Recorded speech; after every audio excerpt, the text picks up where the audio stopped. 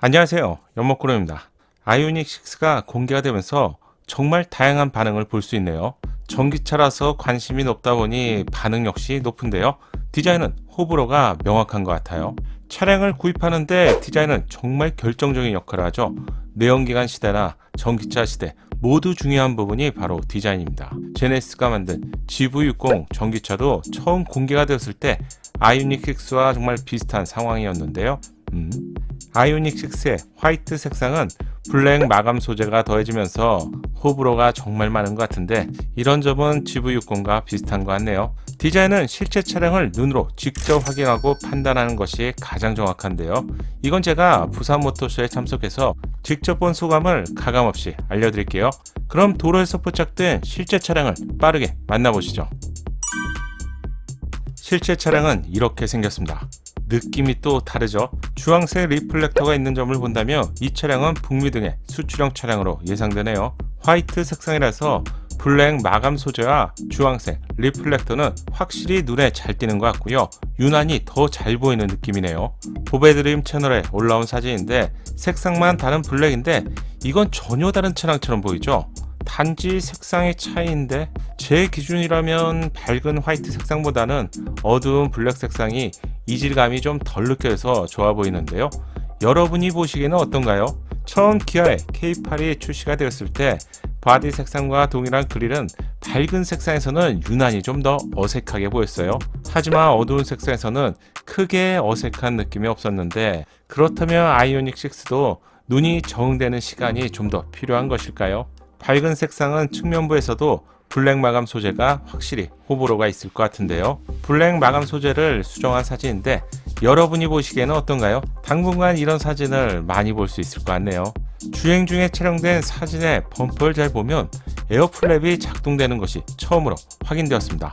일반적으로 그릴 내부에 위치하기 때문에 에어플랩 작동 상태를 일부러 보지 않는다면 알아보기가 힘든데 아이오닉 6는 반대죠. 열리는 방식이 아래에서 위로 올라가는 방식이라서 이 부분도 상당히 독특한 느낌이네요. 이 차량에서도 에어플랩이 작동되는 모습을 볼 수 있네요. 마치 어류가 입을 벌리고 있는 것처럼 시선이 집중되는 느낌입니다.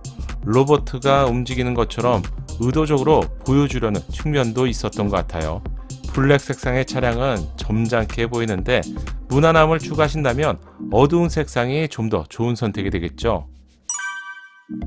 공개된 아이오닉 6의 디자인을 보면서 생각나는 차량이 있습니다. 아이오닉 6의 디자인도 아이오닉 5나 조금 지나면 출시될 신형 그랜저처럼 헤리티지를 추구하는 디자인이라고 해야 할지 몇 가지 연상되는 차량이 있네요.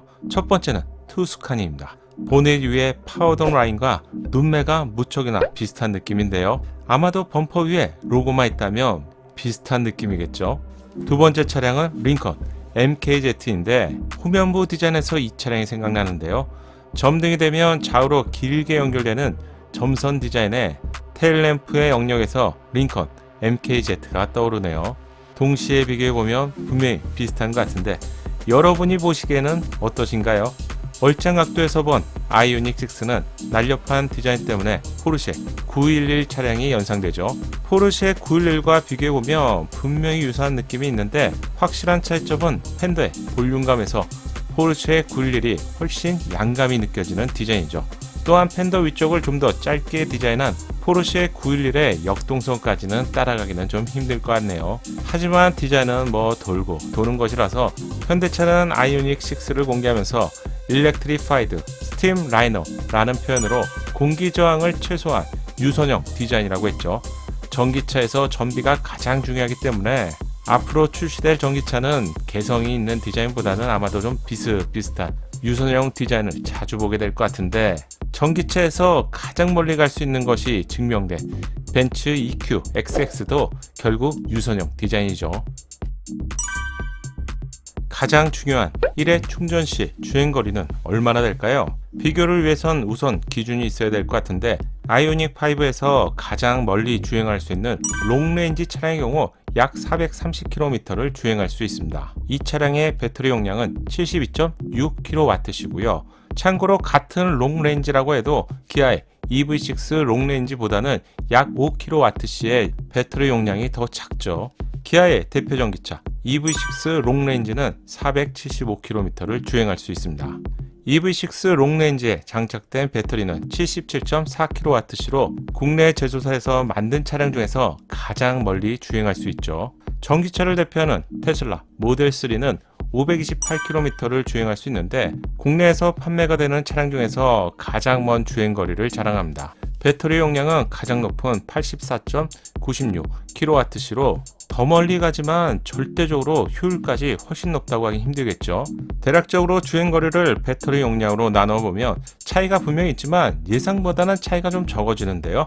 가장 멀리 가는 모델 3가 가장 높은 용량인 84.96kWh로 이 배터리 용량을 아이오닉 5에 이식한다면 당연히 아이오닉 5도 500km 이상은 충분히 넘어가겠죠.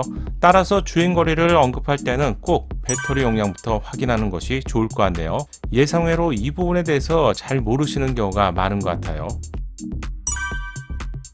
그러면 새롭게 출시될 아이오닉 6의 주행거리는 과연 얼마나 될까요? 장착될 배터리 용량부터 알아야겠죠. 아이오닉 오너스 클럽의 아이오닉 6의 배터리 용량이 공개되었습니다. 아이오닉 6의 배터리 용량은 73.kWh로 당연히 멀리 주행하는 것이 중요하기 때문에 저는 77.4kWh 정도가 장착되지 않을까 이렇게 예상했는데 예상을 깨고 73kWh의 용량이 예상보다 작은 배터리가 제공되네요.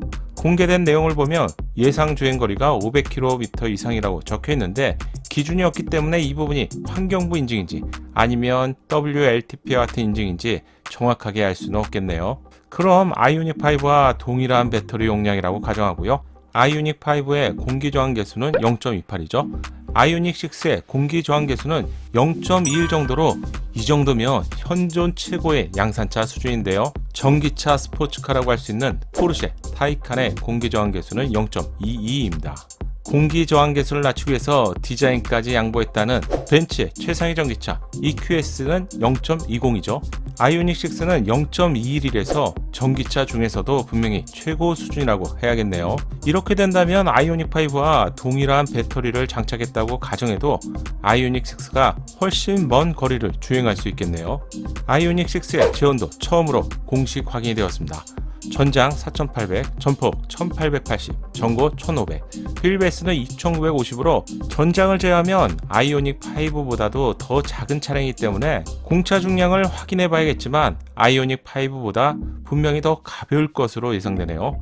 이렇게 된다면 공기 저항 계수에서 큰 차이가 있고요. 크기나 무게도 아이오닉 6가 더 작고 가볍기 때문에 전비에도 큰 차이가 있을 것 같네요. 따라서 제 예상에는 국내 환경부 인증 기준으로 약 480km 전후가 예상되고요. 실제 주행은 날씨의 영향을 많이 받기 때문에 600km까지도 주행이 가능할 것으로 예상되네요. 이 부분은 현대자동차의 공식 입장은 아니고요. 채널의 예상이라서 가볍게만 참고하세요. 이번 영상에서는 실제로 아이오닉 6를 만났고요. 예상 주행거리를 알아봤습니다. 이번 달 중순에 부산 모터쇼가 개최가 되고 아이오닉 6의 주행거리를 포함한 세부 스펙이 함께 공개될 예정입니다. 저도 부산 모터쇼에 참석해서 세부적인 소식을 발빠르게 알려드릴 예정인데요. 구독과 알림 설정을 아직까지 하지 않으셨다면 꼭 부탁드리고요. 끝까지 시청해 주셔서 감사합니다. 작은 도움이 되셨다면 좋아요 부탁드리고요. 구독과 알림 설정을 통해서 정확한 신차 정보를 빠르게 만나보세요. 감사합니다.